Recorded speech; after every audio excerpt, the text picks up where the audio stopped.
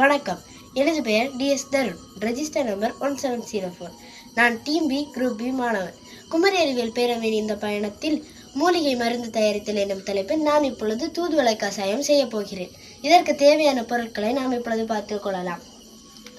நாம் எடுத்துக்கொண்ட பொருட்கள் 150 ml தண்ணீர், அதன் பிறகு தூதுவளை இலைகளின் முட்களை நீக்கிவிட்டு 4 இலைகள் எடுத்துள்ளேன். ஏனென்றால் இதன் முட்களில் ஆல்கலாய்ட்ஸ் என்ற நச்சுத்தன்மை உள்ளது. அது நமது உடம்பிற்கு தீங்கு விளைவிக்கும். அதன் பிறகு 8 நல்ல மிளகு எடுத்துள்ளேன், 1/4 டீஸ்பூன் ஜீரகம். இதன் பிறகு நாம் எப்படி கசாயம் செய்வதை பார்க்கலாம். இப்பொழுது நாம் எடுத்து வைத்துக் கொண்ட தூதுவளை இலைகளை நாம் இப்பொழுது தண்ணீரில் அலசிக் கொள்வோம்.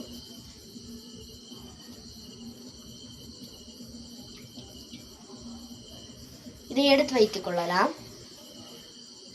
அதன் பிறகு இடிகளில் நாம் எடுத்து வைத்திருந்த 1/4 டீஸ்பூன் ஜீரகத்தை போட்டு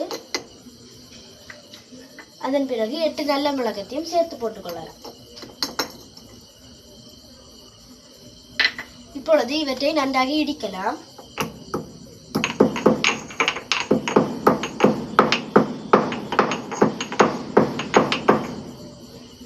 நன்றாக இடிந்து விட்டது. இப்பொழுது நாம் இதை தனியாக எடுத்துக்கொள்ளலாம்.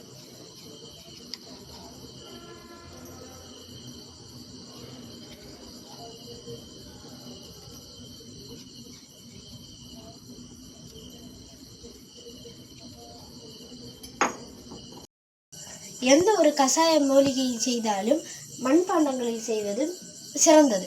எனவே நான் மண் வாணலியை எடுத்துள்ளேன். இதை இப்பொழுது அடுப்பில் வைத்துக் கொள்ளலாம்.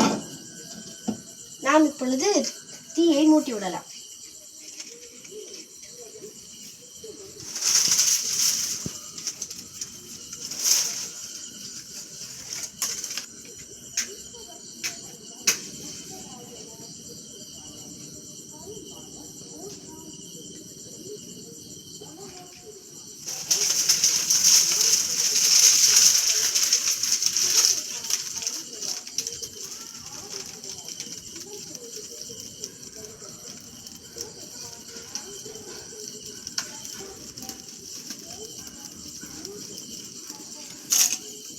நாம் இப்பொழுது எடுத்து வைத்திருந்த 150 ml தண்ணீரையும் ஊற்றிவிடலாம். இது நன்றாக கொதிக்கட்டும். தண்ணீர் நன்றாக கொதித்து விட்டது. நாம் எடுத்து வைத்திருந்த தூதுவளை இலைகளையும் இடித்து வைத்திருந்த நல்ல மிளகு சீரகத்தையும் நாம் இப்பொழுது இந்த தண்ணீரில் போட்டுக்கொள்ளலாம்.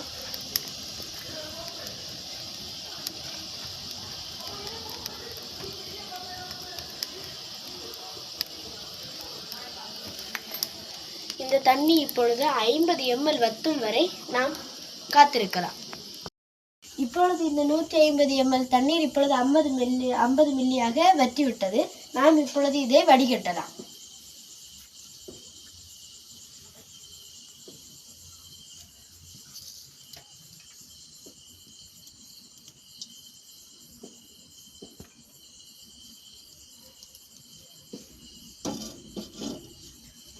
இப்பொழுது இதை வடிகட்டி விட்டோம். இப்போ இந்த கசாயம் சிறிதளவு ஆறிய பின்பு நாம் இதை அருந்தலாம். இது காய்ச்சல், சளி, ஆஸ்துமா போன்ற நோய்களுக்கு பயன்படுத்தப்படும். மேலும் தூதுவளை பொடியைக்கு நாம் வெந்நீர், தேன், பால் போன்றவற்றில் கலந்தும் பயன்படுத்தலாம். அது நமது நினைவு திறனைக்கு அதிகரிக்கும்.